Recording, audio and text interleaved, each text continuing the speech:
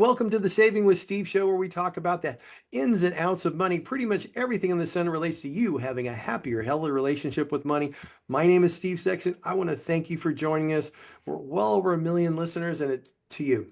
Thank you for sharing us with your friends and family. We appreciate it. We hope you give us some great information that make a difference in your life. But today, you know what? I'm going to be talking about an exit plan because of all the crazy stuff that's been going on in the world today. But first of all, folks, the holiday season, it's just about here, and everybody's starting to see it in their sights. Today, we're talking about that imperfect, perfect Christmas. We have Hannah Bartlett. She's the Christmas insider. She's a founder of the Jolly Festive. You know what? She's here to discuss that imperfect, perfect Christmas. One of the big things that y'all wanted to hear about is that, you know what, you got to spend. You also have gift expectations. So how do you deal with all that? Practical travel advice for traveling over the holidays and more. So it's going to be a great show. Now, here's the funny thing. We already know she's the Christmas insider. She's the founder of Jolly Festivals. But see, she's a former accountant. And you can see by the smile in her face that just doesn't fit. But she's a festive specialist. She now spends the year researching emerging trends and evolving traditions while creating practical tutorial tips, ideas for homespun, perfectly imperfect celebrations. She's coming all the way to us from the UK. She's right there next to the Windsor Castle, so that's cool. She's been a trusted source for Christmas insight through audiences worldwide. You can see her on BBS, U.S. News and World Report, Family Handyman, and Women's Health. So, you know what, Hannah, welcome to the show. We're just glad you're here. Oh, thanks so much, Steve. What an introduction. Thank you very much. Oh, well, you're welcome. But I got to ask, you're an accountant. What got you to do this? Because most of my accountants don't even smile as much as you have in the last minute and a half. I might be answering your question that I'm anticipating just with my smile. Yeah, I really have done a 180, haven't I? I've taken a winding path to get to the world of Christmas, but it turns out that all the pieces of that came together. I didn't even realize it at the time. Jolly Festive, which was my Christmas blog originally, is a passion project that grew legs. And I started it off literally as somewhere for me to share my passion and my enthusiasm for the holidays. And it evolved and turned into something far bigger than I could have anticipated. I got picked up by a show here in the UK called Kirsty's Handmade Christmas and asked to come on and participate there. And then the BBC found me, and so on and so forth.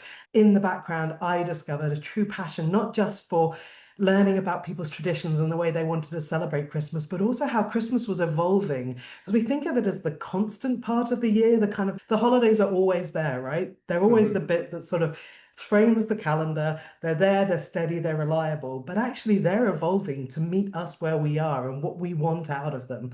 And I found that so fascinating, the kind of emotions that are driving how we want to celebrate this year. So you can see I still have that accountancy geekiness in me. I just geek out on the different subject now. But it's just Pieces of that my career. enthusiasm for what you do is the key. And quite frankly, most accountants don't have the same enthusiasm. And by the way, I have one in the family, so it's all good. So let's start talking about the imperfect, perfect Christmas. Everybody wants to have the perfect holiday season, but it's rarely perfect. Absolutely. And I think the thing really to start with is that difference between a perfect Christmas and a Christmas that's perfectly yours, because they're not the same thing. You can have your perception of a perfect Christmas, which would be someone else's idea of, no, thank you, absolutely leave that alone.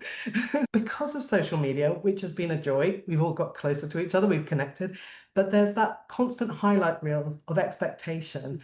Oh And yeah. we turn Christmas into a performance. It's all about the kind of the look of Christmas, not the feel of Christmas. And I think we're ready now. We're ready to revert back to actually what's important. What is it we're actually trying to achieve? What is it we want from the holidays? And it can be messy, it can be scrappy, it just needs to be right for us. Imperfectly perfect. Really passionate about it. Oh, and no, I think that's really cool. So, you know what? I wanted a lot of people email in and say, hey, what about this?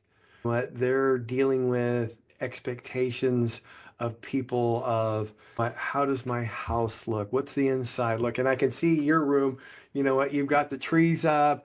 I see a reindeer, I see the clock, the pillow, and all that kind of stuff. You know what? Let's start just with the decoration stuff. What would be the easiest way for somebody to get into that Christmas spirit, so to speak? Yeah, no, first of all, thank you for noticing. This is my gingerbread house studio. So, for some time, I've been running for a few years now. For many years, it was a Christmas tree in the front hall year round, which provided a lot of hilarity when the postman came to call. But I finally branched out, so I have my own studio now. But I think really the crux, in my opinion, of Christmas is keeping a twofold. Keeping a focus on what it is that's important to you. As I say, what are the things that make Christmas for you? Then communication and talking to people and setting expectation. And I think 9 times out of 10, it's a daunting conversation at times. Yep, absolutely agree. But it's that discussion now or debt later or dread later. You got to decide which is more important. So if we keep that communication flowing and we set the expectation, then I think a lot of people's concerns around not having the perfect Christmas, not having a Christmas that lives up to expectation can be avoided. So I really do think that those things, which I'm guilty as charged, Steve. It's so easy to lose sight of them. But okay, so decorations, you said. So there is nothing wrong with last year's decorations. That's the first thing I'm gonna say. And actually this year, because as I say, I geek out on trends and things and how Christmas is evolving, the trend this year is nostalgia. We are all looking back to our childhood and those rose-tinted simple Christmases that we recall so fondly now, whether they were at the time. So actually, it's the perfect year for going thrifting and going into the attic and finding all the old decorations because they're the ones that everyone actually wants on their tree this year, which is fantastic. That's so funny. You just gave me a flashback when my parents used to have this Christmas tree that had I want to say, aluminum looking tinsel. Uh-huh. Would have this circular light that had different colors on it, and it would shine on the tree, and you could see all the different lights. And I haven't seen anything like that in like decades. I'm telling you how old I am, but it's really interesting. I had a flashback. That would be really cool from a nostalgia standpoint. Right, absolutely. And we're seeing those colorful lights and tinsel, despite its questionable eco credentials, is coming back onto the tree. But I think we can go and find what we've got. We can repurpose it. You can respray decorations if you want them to look different this year. Just cherry pick the ones that you want to use and then maybe buy a bulk pack of one color just to top up and refresh it.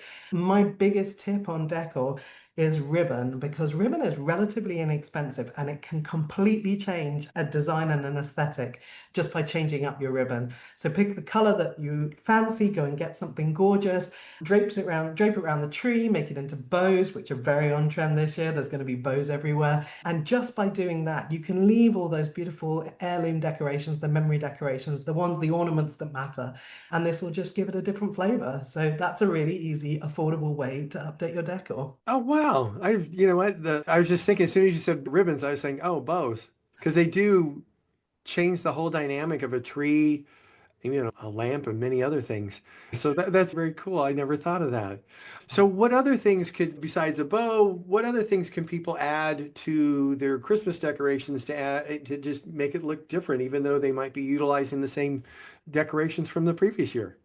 So, do you ever have that, Steve, where you've been looking at your decor at home, general decor, not Christmas decor or holiday decor, but general decor at home, and you've stopped looking at it because it's in the same place, so you don't even notice it anymore, right? My wife So, reminds me. and we're the same. When we get out the holiday decor, we put it in the same place every year, right?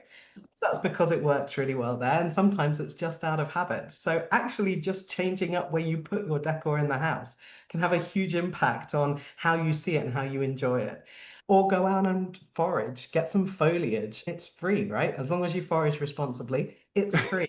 And it's like nature's gift to us at Christmas time. And it's beautiful. So just go out, grab some bare branches and hang ornaments from them in the middle of the table, and go and get some lush green fir and put it as a garland, or use the wrapping paper as decor because you can get craft paper and then use a cookie cutter stamps, just put them a little bit of paint on them and then Mhm. drop them all over the paper. It looks gorgeous and it's so easy. And then you can use that wrapping paper to wrap gifts to put under the tree. They can go on the table. You can use them all over the place. There's Oh, so many easy ways that you can play around with the decor, which are very affordable. And also, you don't feel guilty then if you change them up year after year. I just got to say that last minute and a half was awesome. You just answered five people's questions because they're not creative. They work really hard all year. When they come home, they're tired and stuff like that, and they just look at it and go, "Oh, hum." And then you just said nine things. Was like, "Oh my God, I could do this and this. This is wonderful." Hey, folks, you want to stick with us? We're going to be right back with more Hannah Bartlett. She's the Christmas Insider. Oh boy, stick with us. We're going to be right back with more Hannah. Welcome back to the Saving with Steve show, where we talk about the ins and outs of money. I truly want to thank you for sharing with your friends, family, and associates. All the replays are available right now on savingwithsteve.us. If you're listening to the stories of helpful information, insight on Saving with Steve, I encourage you to subscribe to our YouTube channel. Check us out at UK Health Radio, BBS Radio, Talk Radio New York City, E360 TV, Las Vegas TV Network. All these networks are dedicated to empowering you to uplift your spirit, live a life of personal financial freedom. You can also follow us on Facebook at Saving with Steve Sexton, the Insiders Club. I want to get back to Hannah here. We're talking about Christmas. And you know what? There's 3Ds about Christmas that make it yours. And I'm going to let Hannah just run with that right now because I think you're all going to love it. And I'm going to bet it's answer about 150 questions y'all emailed in. Okay, this is my go-to for how to think about Christmas, Steve, okay? Because we get in the sticks about it, right? We all get too caught up in the details. Number one, decide what matters. As I said before, what makes Christmas for you? So just really challenge yourself on this and do it with the family. Sit down and chat. What are the two or three things that you need to make Christmas yours?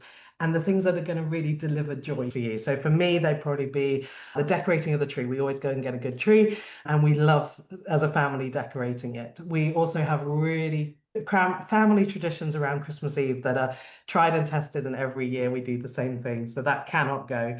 And then dinner on Christmas Day is a big part of the festivities. Now, the kids might say the presents, but for me, it's going to be that Christmas Day dinner. So those would be my kind of my key things. So decide what matters. That's where you prioritize. That's what you focus your energy on. Number two, delegate. So a lot of the stress around Christmas comes either from the finances of it or from the literal stress of managing the time. And so delegating that, the roles and the different things, different parts of the festivities out to other people.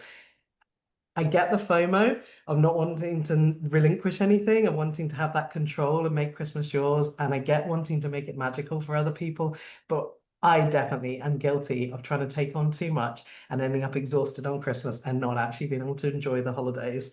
So delegate what you can. And most people actually want a job. They just want to be told to do something and then be proud that they contributed that to the celebrations. Number three, don't do it. The things that are not important to you, are not going to bring joy, are going to cause stress. This is your permission slip to leave them to the side. Either defer them or just say no. The power of saying no is incredible, right? In virtually every part of life. And especially when it comes to Christmas. Okay, have those conversations if you need to, explain your rationale, but say no. Don't do the things that are going to cause you stress. So there's your 3Ds for making Christmas perfectly yours. I think that's so very important, that last one. The delegating one, there's always somebody who takes it on as a martyr. I've seen that. And that's, no, I'm people in our family do the same thing. They take it on as a martyr. And then it's really interesting when all of a sudden everybody's contributing, they're vested. They're far more vested than they were before, which makes it more fun. And Right. you know what? That's a biggie. And then the other one is learning your nose. Yes.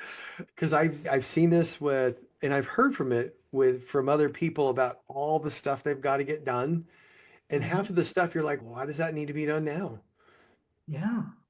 Absolutely. I'm really passionate about the whole kind of concept of festive ROI. So we've talked, it's not financial ROI. We can leave that one aside. This is the holidays. It's quite a different approach. But your time, your money, your energy, when it comes to the holidays, you want to maximize your joy, your connection, and Mhm. your moments to create magic and memory.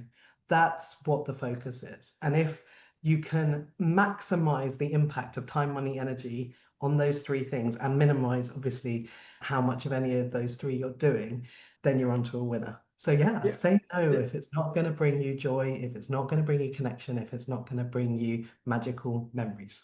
I have an email from somebody. They just said, I've got to do this, and then I have to do all this stuff for Christmas.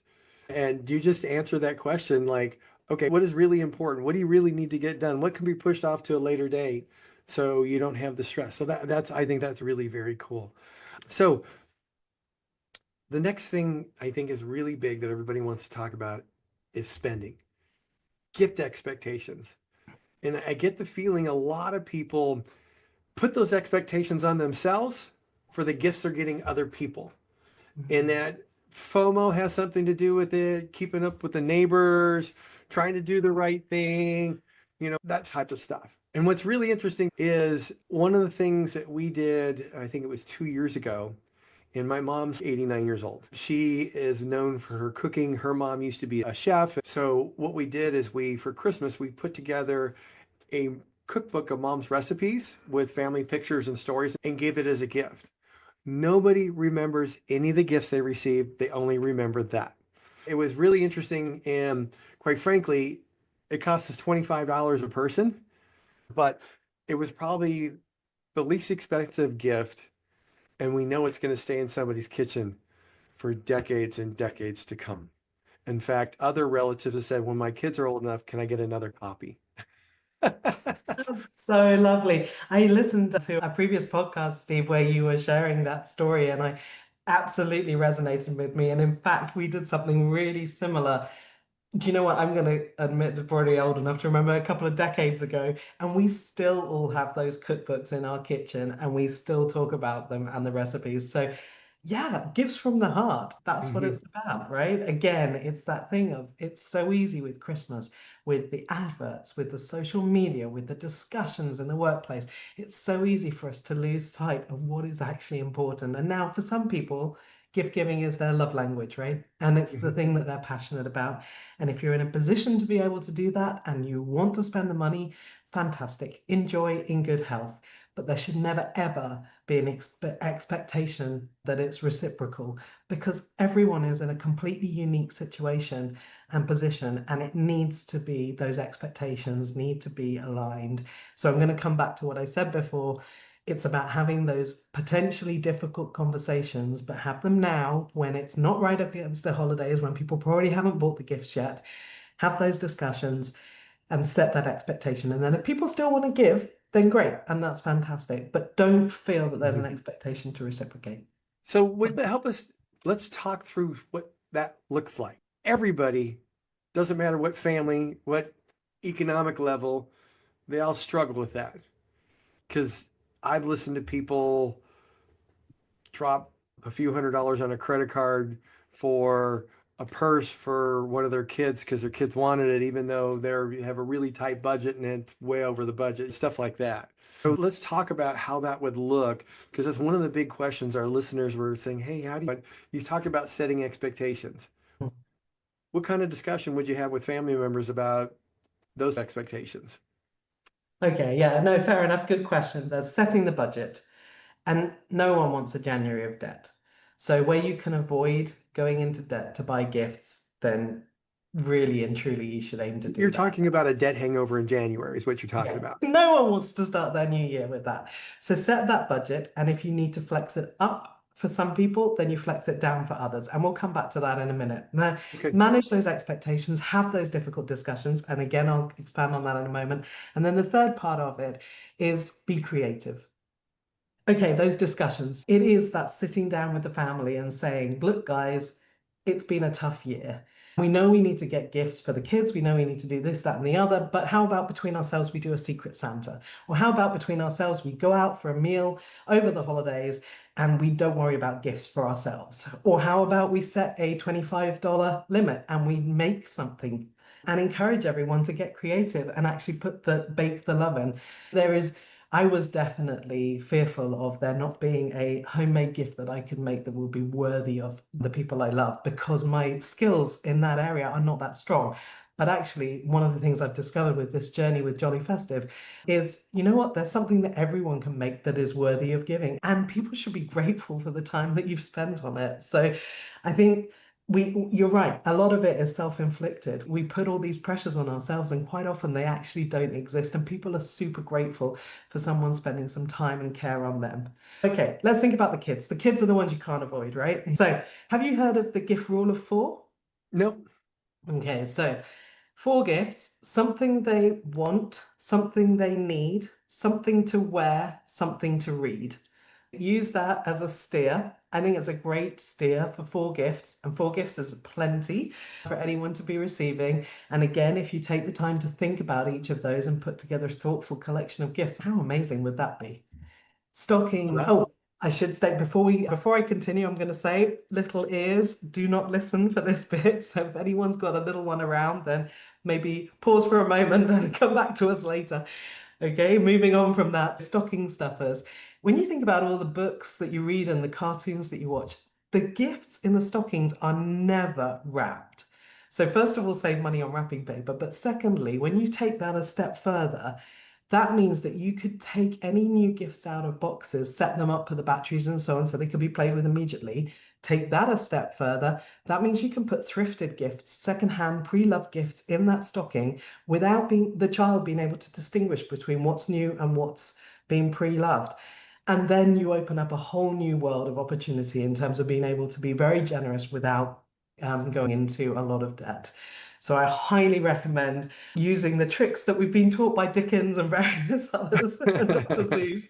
And then also talk to the kids, be honest with them, particularly for older children. I think that expectation that I ask and it arrives, that's not a great life lesson. So sitting down and just being open and honest around the dinner table about, you know what, guys, this is the budget we have this year. You want that purse? Okay, we can give you a contribution towards it. Or we can go and see if we can find one on Facebook Marketplace that's been pre-loved but in good condition on Vinted.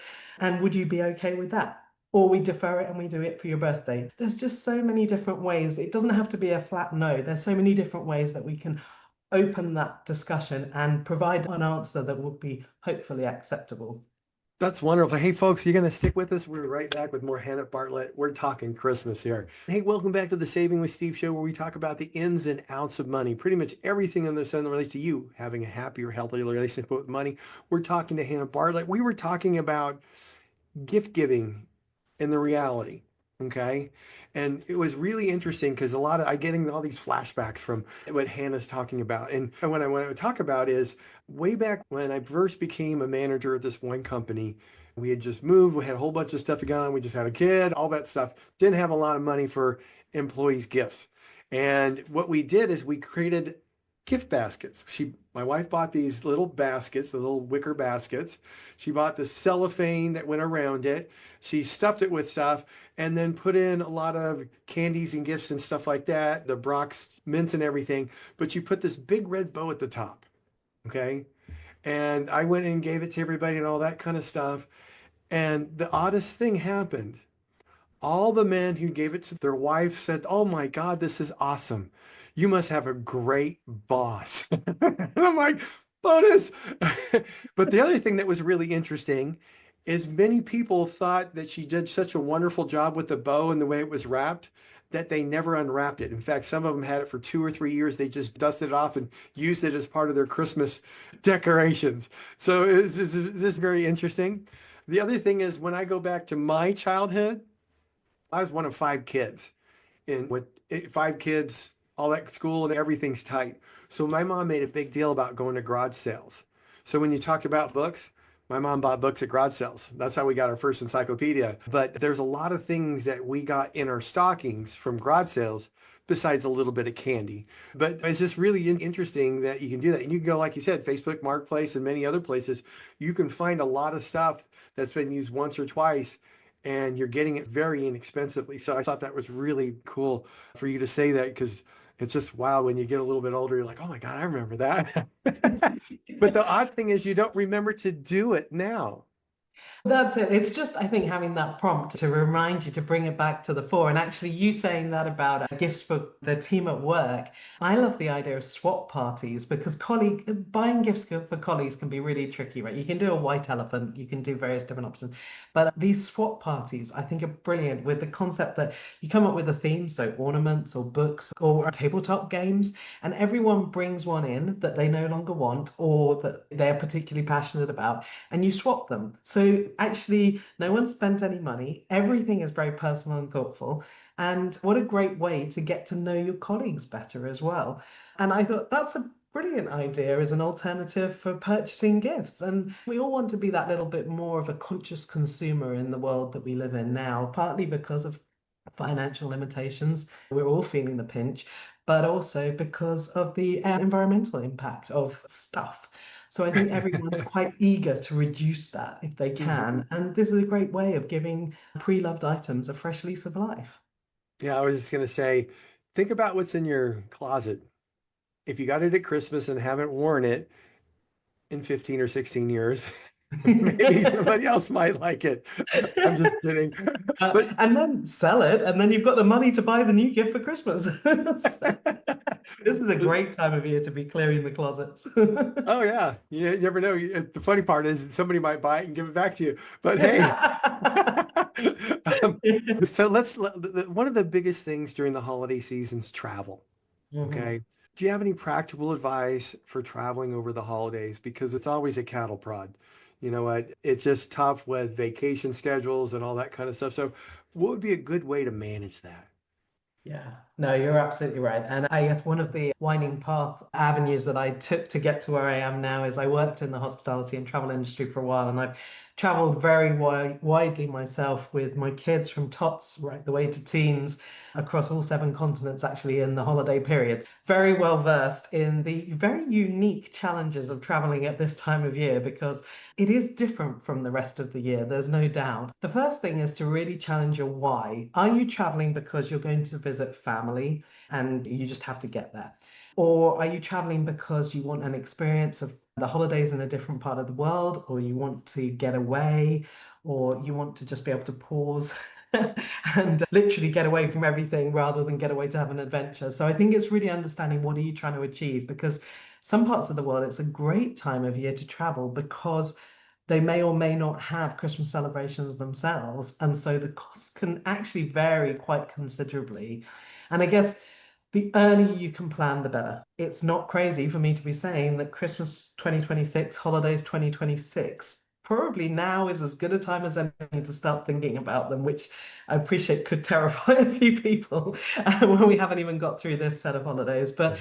the deals are out there already. Again, this time of year tends to get set pretty early. And then be creative in terms of when you're willing to travel. So I actually did a quick check earlier today. So I looked at London, New York, return flights for two people. If you go for the Christmas week to New York from the UK, you're looking at the moment at a minimum around $2,300. But if you're willing to fly out on Christmas Day and go for the week after, which still includes New Year's, so you still have a nice breakaway, it goes down to $1,900. So there's a $400 saving immediately, not to mention there's probably a reduction in the cost of the hotels as well. Cities really do shut down for Christmas Day. So if you're going to visit family, different thing. But if you're going to explore an area, then really do investigate what the traditions in that place are around the Christmas season because A, there's often a package at the hotel if you're staying at a hotel, and B, there's often a restriction in terms of what you can do when stuff gets booked up and stuff is extra charges and there's special things, but you want to really know that you want to do those before you commit to the expense of traveling then.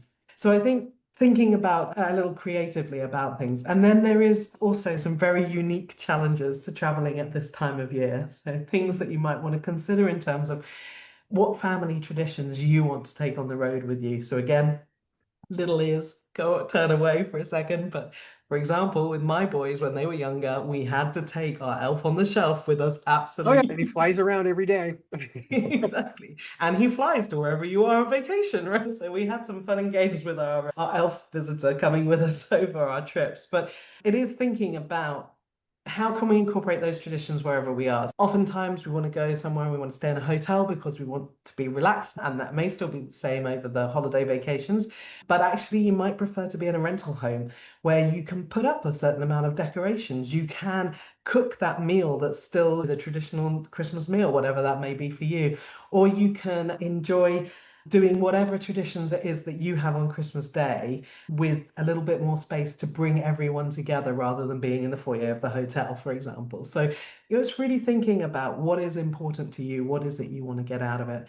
The other biggest tip I have is do not wrap the gifts before you go. They always look terrible when you take them out of the case. Oh, If you've wrapped them in advance, take them unwrapped, or even better, have them delivered to where you're staying so you don't have to worry about carrying them at all.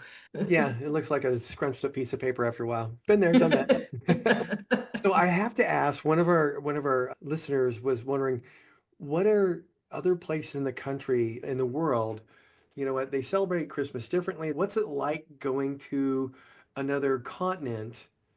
Like, Mm. for example, you have Australia, you have other places. What's it like going there for Christmas? Because I know if you're in the States, it's our winter months, but if you're in Australia, it's the summer months. So it's a little different from that standpoint. What other continents where you go there and they might not have a Christmas? So what do people do? Or is it just another regular day? Absolutely. If you're in, say, Japan, for example, it is a regular day, although I believe there is a tradition in Japan. I haven't been there at Christmas itself, I was there just after, but there's a tradition to get KFC for Christmas lunch on Christmas Day and finish it off with strawberry shortcake. Okay. Nutritious, but what fun. So I think that is a Japanese tradition, but Christmas isn't traditionally celebrated there. And yeah, absolutely. It varies hugely around the world. And I have spent Christmas down under in Australia a couple of times because I've got family down there. And I tell you what, as a Northern Hemisphere girl, that messes with my head. Something chronic.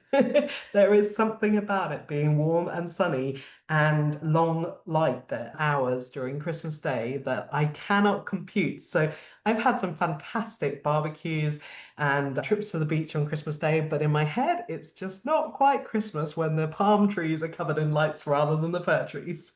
Yeah, you know what? I was funny because my first experience with Australia was I flew in there on Christmas Day or the day after.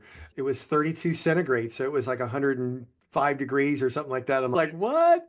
And then everybody was out and about in shorts and t-shirts, even though I'm in California, it's 40 degrees and 45 where I live. So I'm still used to that cold Christmas day. In fact, I love a cold Christmas day. So Yeah. a warm room, that type of thing is really cool. So nostalgic.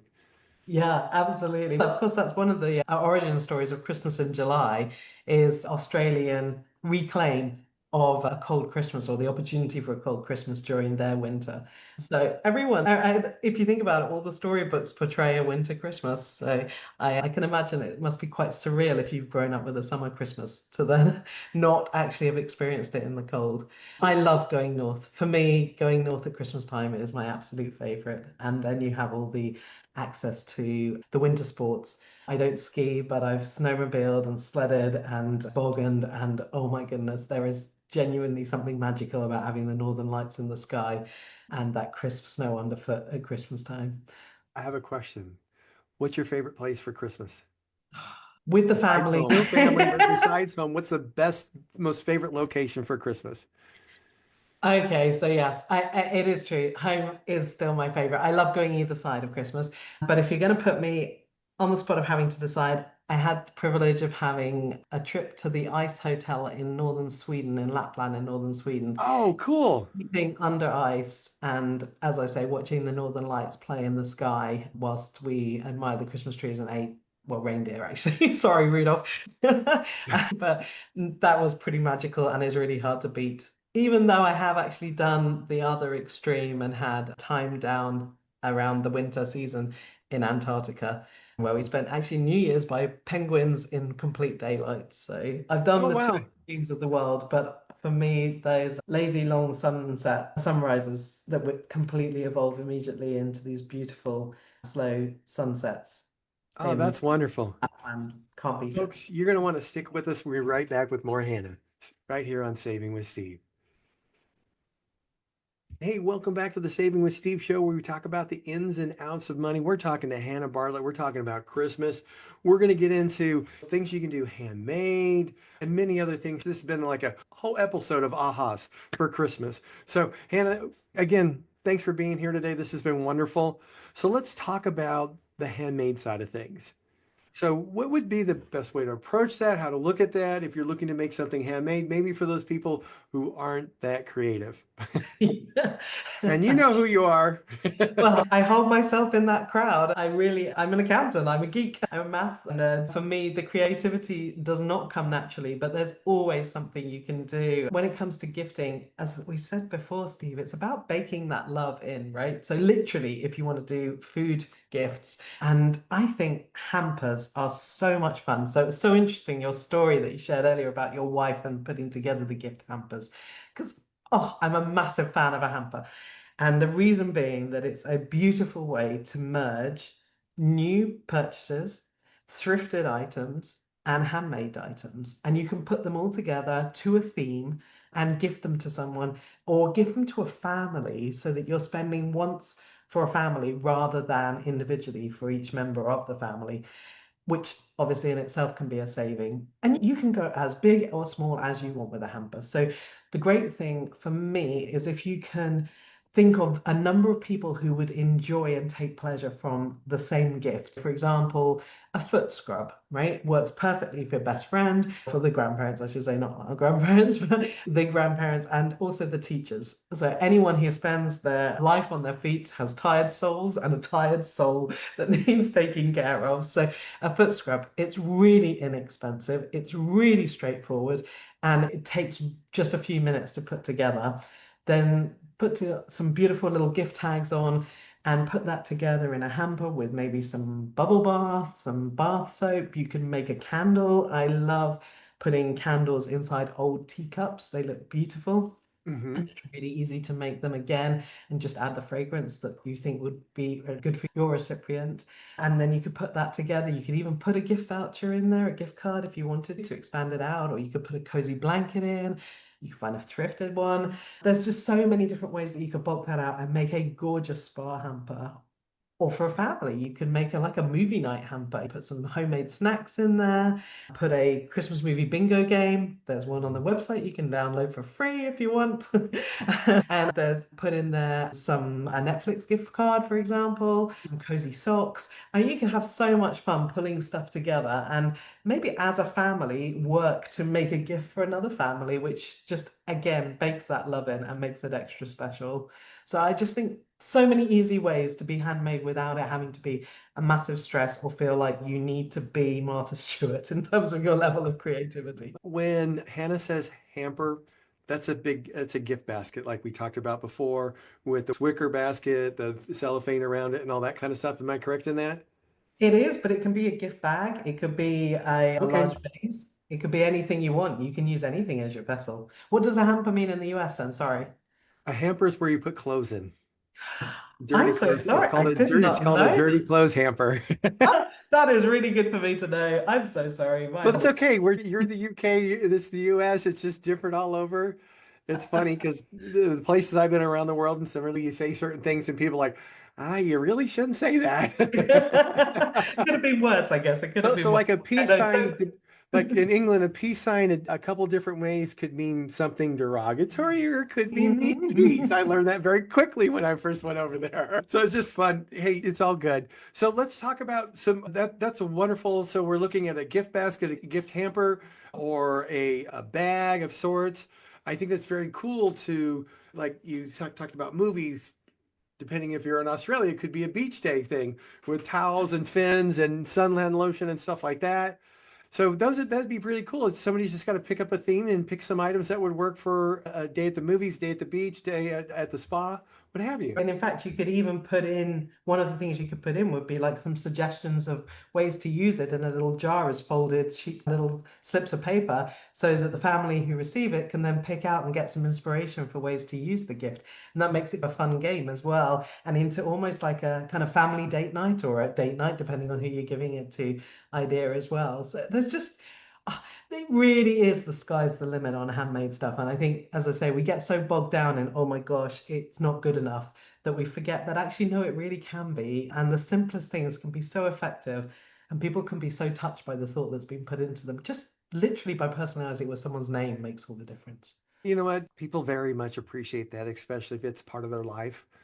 And you know what? Sometimes things wear out and you happen to get them a new set of fins if it's at the beach. And they're like, oh my God, I needed these things. This is great. Or their towel that they use is ratted out now and belongs in that clothes hamper. What else should we be thinking about here now, getting ready to go into Christmas? Oh gosh, good question. So I guess people are starting to book their activities, the things they want to do. So again, I'd come back to really think about just picking those two or three activities that are going to really make the holidays for you. A overstuffed diary is not actually going to cause more enjoyment. I think I heard a phrase, lowering the bar increases the joy. And I just thought it's so true, actually. By trying to do everything, sometimes we don't do anything, either because we're too exhausted or we have almost sensory overload.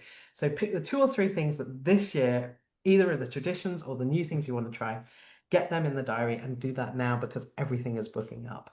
And then the other stuff, just get creative with it. Say you don't want to go and spend on going to a light trail, Christmas light trail, or holiday light trail. Maybe you put some hot cocoa in a flask and go for a stroll in your local neighborhood and see the lights, the holiday lights that the neighbors have got put up. And between you as a family, you could decide which one's your favorite and write a note and pop it through the door with a candy cane to say, thank you so much for cheering up our festive walk or something like that. An opportunity to meet the neighbors again and just spread some Christmas cheer. And you know what? With the way that people go to town with their decor in their front yards, you'll probably get as good a show as you would at a Christmas light trail. That's true. Say as well, shows as well. You can go to the big show in the city, or you can go to your local amateur dramatic society. And okay, you won't get all the big brash bravado, but actually sometimes those local performances are funnier and more intimate and are really enjoyable. And you feel good about celebrating and supporting your local community. So again, it's that creativity, it's that thinking outside the box.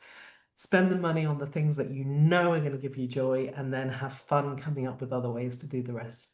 That's wonderful. I'd like you to tell everybody about the Jolly Festive and how people can connect with you and stuff like that, because I know you're really wanted, whether it be local or national news now, because of all you've done with Christmas. So if you could share that with us, we'd love it. Oh, fantastic, Steve. No, absolutely. Please come and join me on the countdown. And in fact, the entire year long, because I feel very privileged that I've managed to turn my lifelong passion into my year-round job. But if you are looking for inspiration for yourself, then come to jollyfestive.com, which is the website where there is a huge variety of ideas and inspiration across all of the aspects of Christmas, from Advent to activities to decor to gifts to food. We've got recipes, planning inspiration, documents. There's so much that you can download for free on the website. So come and have a mooch around. Join me on the newsletter if you want regular information from me directly into your inbox. And if you want to chat and hang out on social media, then the best place to find me is Instagram. It's at Jolly Festive, or you can find me over on Pinterest with plenty more inspiration. And if you're looking from a business point of view, if you're a small business and creator who wants to tap into that all important Q4 market, then you can also find me at the Christmas Insider, where I cut through all the noise and make sense of all the noise around what's important to us at Christmas and the emerging trends and the evolving traditions, and turn them into useful, concrete information that you can apply in order to reliably, authentically reach out and talk to your community and share your products this season in a way that's going to land and make them irresistible. Okay, so I'm going to ask you one more time to tell us how your Instagram and your. So they're both, so I've got the Christmas Insider is a website and on Instagram as well, and that is the business arm. But for most people, it's going to be Jolly Festive, which is jollyfestive.com, or at Instagram at Jolly Festive. That's wonderful. You know what, Hannah, this has been a lot of fun, a lot of flashbacks to my youth, and you've given some wonderful advice. And it's so funny. We get a few thousand questions that come in, and you just mark those boxes. So it was really, very cool. I know there's a lot of ahas for people that are watching and listening, and will be watching and listening. So thank you so much for being here today on Saving with Steve. Absolute pleasure. It's been such good fun, Steve. Thank you so much, and happy holidays. You too. We'll see you soon. Hey, stick with us. We'll be right back with more Saving with Steve.